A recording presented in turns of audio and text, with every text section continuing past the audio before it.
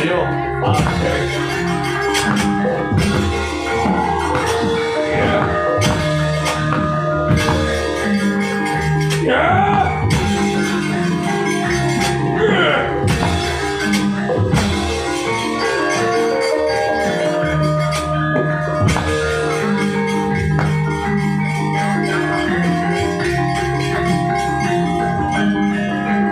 Tatari tosi nanting Danawa kekalih Dedya Rumaka lan Rumakala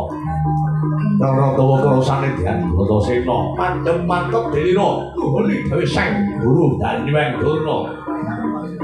kabeh tumbuh Dedya Rumakala babar jane wujud sesilone Sang Hyang Bathara Bayu dalah Sang Hyang Bathara Indra Hartoyo kaya dene rasane rasane Hartoyo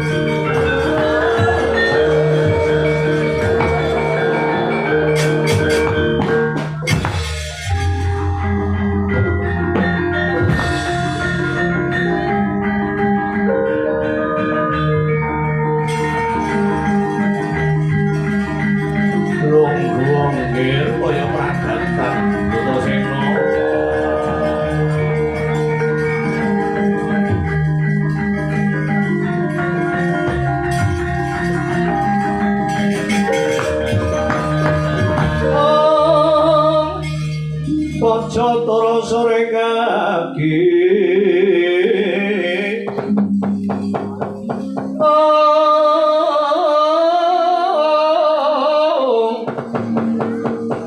ana dewa nganglan jagat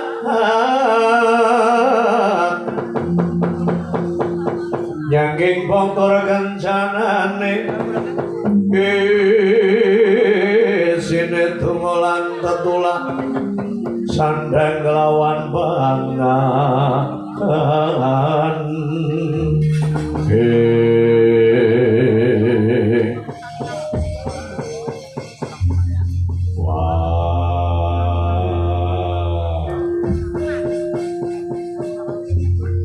sawise ana buta sakembaran paduka jebule ana dewa sing padha medhun ngrasa wadon aja kesamaran nggih ulun Sang Hyang Bathara Indra ulun Sang Hyang Bathara Bayu apa iso ora betah nguripun dadi dewa kelayaban medhun ngrasa wadon ora mangkono nggih ulun nampa sote Sang Hyang Bathara Guru karena nalikane kayangan ana pahargyan agung ambal warsa kuwi nganakno pagelaran kang wujude budaya lenggot dawa dene pambeksane Bathari Wilutama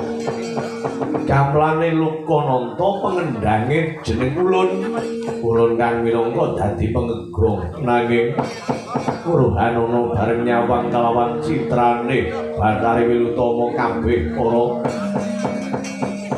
Jawata kuwi mau nganti padha ilang hiramane satemah ulun anggone dadi pengendang kuwi sasar susur dayu lumrah nyuwir dasare pengendang nek pengendang nom ora jaman dewa ora jaman saiki kene perlu ana lengger kok bokonge rada gedhe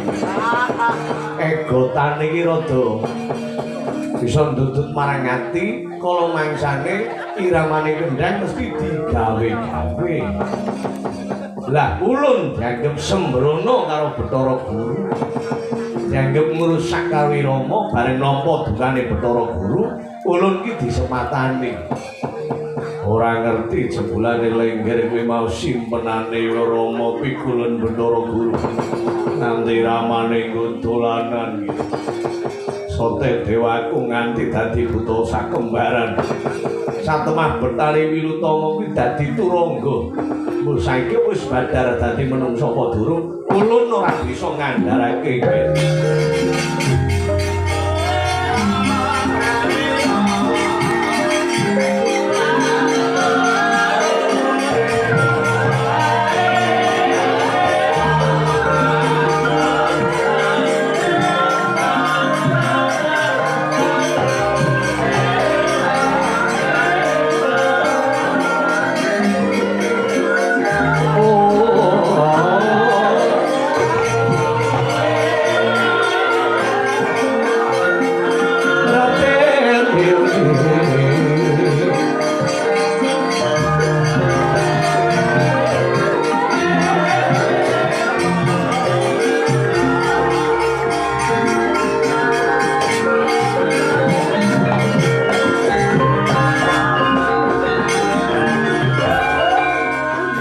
barang-barang gandane sang nata dewa wengas pakaryawi kena sumono kang saya anawangi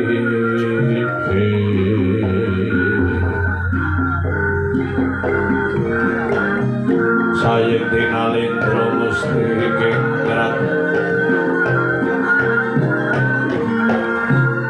ya musti kaning nalindra